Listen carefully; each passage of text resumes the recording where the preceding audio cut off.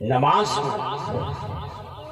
عربی میں شریعت کی اصطلاح میں کیا کہتے ہیں؟ صلاۃ. کیا کہتے ہیں؟ صلاۃ. حی علی الصلاۃ، نماز کی طرف آؤ. اور درود کو شریعت کی اصطلاح میں بھی صلاۃ کہتے ہیں. اب ذرا غور جی رب کی نماز ہو تو وہ بھی صلاۃ. بولو صلاۃ، اور مصطفیٰ پہ درود ہو وہ بھی صلاۃ. وہ بھی صلاۃ. عمل جدا جدا ہے، عمل کا رخ جدا جدا ہے، مگر نام ایک رکھا ہے. اس کا نام بھی کیا رکھا؟ صلاۃ. اس کا نام بھی کیا رکھا؟ صلاۃ. صلاۃ. الصلاۃ خیر من النوم، نماز نیند سے بہتر. اور جب مصطفیٰ کی طرف آئے تو الصلاۃ والسلام علیک یا رسول اللہ، اے اللہ کے رسول آپ پہ درود ہو اور آپ پہ سلام ہو. اب یہ بات قابل غور ہے، اللہ نے اپنی عبادت کا نام بھی کیا رکھا؟ صلاۃ. اور یار کے درود کا نام بھی کیا رکھا؟ صلاۃ. اچھا اب آگے آؤ. حضور نے صحابہ سے کہا بھی نماز پڑھو. کیا پڑھو؟ نماز.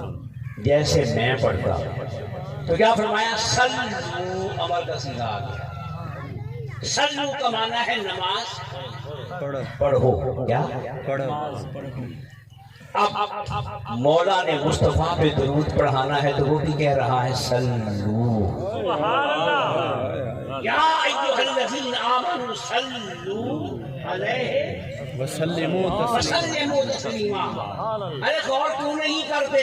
کیوں نہیں غور کرتے؟ مصطفیٰ اس کی نماز پڑھائے تو کہے سلو، اور وہ یار پڑھائے تو کہے صلو. کیا کہے؟ اللہ اکبر. کیا کہے؟ سلو. ادھر نماز صلاۃ، ادھر درود صلاۃ. یہاں اس کے لیے کہے سلو، وہ اس کے لیے کہے صلو. کیا اب سوال یہ پیدا ہوتا ہے کہ جس عبادت کا نام اردو میں نماز ہے، اس کا نام مولا نے صلاۃ کیوں رکھا؟ اے نکتہ محبت اللہ سمجھ. اس کا نام کوئی اور رکھ دیتا. کیوں بھائی صلاۃ کیوں رکھا؟ میں دو مثالیں دوں گا بھی، اس سے آپ سمجھ جائیں گے. بعض اوقات جو ہوتا ہے کسی مرکب کا نام، کسی مرکب. مرکب جو مختلف اشیاء سے مل کر بنا، تو کسی مرکب کا نام اس کے جزو اہم کے نام پہ رکھ دیتے ہیں. مثال کے طور پہ آپ کھاتے ہیں نا مٹھائی. کیا کھاتے ہیں؟ یہ تو اچھو بولتے ہو، یہ پتا آئی جائے.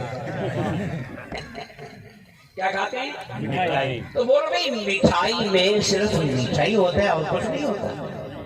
بولو. اس میں کھویا ہے، اس میں بادام ہے، اس میں گھی ہے، اس میں میوہ ہے، اس میں بیسن ہے. ساری چیزیں مہنگی ہیں، سب سے سستی چینی ہے. اللہ اکبر. سب سے سستی چینی ہے، باقی ساری چیزیں مہنگی ہیں، مگر نام سب کا کیا رکھا؟ مٹھائی. میٹھے کے نام سے مٹھائی.